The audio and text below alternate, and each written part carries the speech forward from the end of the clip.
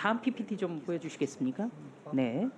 대통령 선거를 목전에 두고 유력 후보에 대한 허위사실을 공표하고 가짜뉴스로 대선 결과를 좌우하려고 했다면 이것은 민주주의의 근간을 뒤흔드는 중대범죄라고 생각합니다. 장관님 동의하시죠?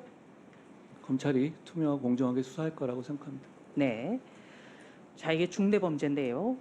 3구 대통령 선거 당시에 이재명 더불어민주당의 대선 후보의 가장 큰 악재였던 대장동 부패 게이트의 실체를 왜곡해서 대선 결과에 영향을 미치려 했던 공작 정치의 구체적인 정황이 드러나고 있습니다. 대장동 인터뷰 공작 사건을 수사하기 위해서 지금 검찰에서는 10여 명의 규모의 특별수사팀을 꾸린 것으로 알고 있는데요. 그만큼 사건이 중대하기 때문에 그런 것이죠? 선거 직전에 어떤 가짜 뉴스가 조직적으로 뿌려졌다면 그게 중대한 사건이라는 점은 누구나 공감하실 것 같습니다. 네, 누구나 공감을 해야죠. 근데 공감을 하지 않는 분들이 있어서 지금 사회적인 분열과 혼란을 가중시키고 있다고 생각합니다. 이번 사건을 보면요, 또 가짜 뉴스가 생산되면 곧바로 더불어민주당과 이재명 당시 대선 후보가 나서서 확산을 시키는 그런 일정한 패턴이 계속해서 반복해서 발견이 되고 있습니다. 따라서 사전에 교감하고 조율했을 가능성을 배제할 수 없다. 저는 그렇게 봅니다. 동의하시죠?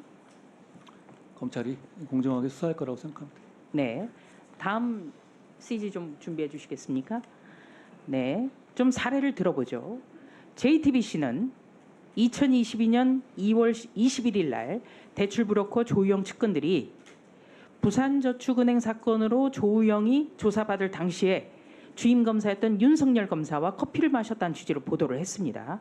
그리고 나흘 뒤에 이재명 대선 후보는 TV토론회에서 커피는 왜 타줬냐면서 가짜 인터뷰를 근거로 해서 윤석열 대선 후보를 공격했습니다.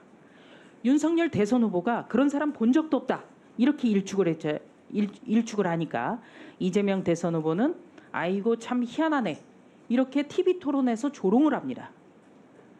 대선 후보 토론회는 정당의 국회의원들이 총동원해서 오랫동안 준비를 하는 것이 불문율이거든요.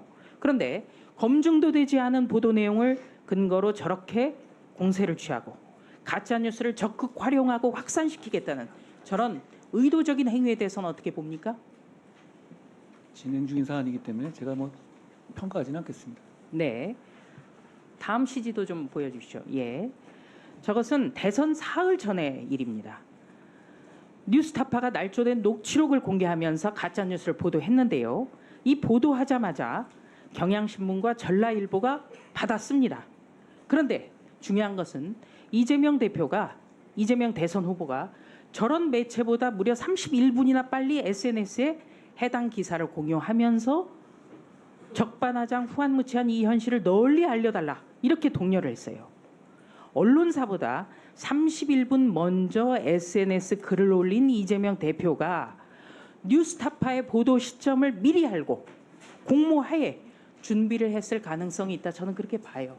그래서 이 사건은 철저하게 공모되고 조율된 정치 공작이다. 이렇게밖에 볼 수 없는 것입니다. 그렇기 때문에 수사를 철저하게 해야 된다고 보는데 동의하시죠? 말씀드린 것처럼 검찰이 철저하게 수사할 거라고 생각합니다. 네. 그리고 또 한 가지는요. 대선 전날에 이재명 대표가 가짜 뉴스를 475만 건 이것은 국민 세금으로 또 비용이 보전이 됐어요. 이것 자체만으로도 굉장히 위중한 사건 아닙니까? 전체적으로 검찰이 좀 객관적으로 이 기준에 따라서 잘 수사할 거라고 생각합니다. 네. 네.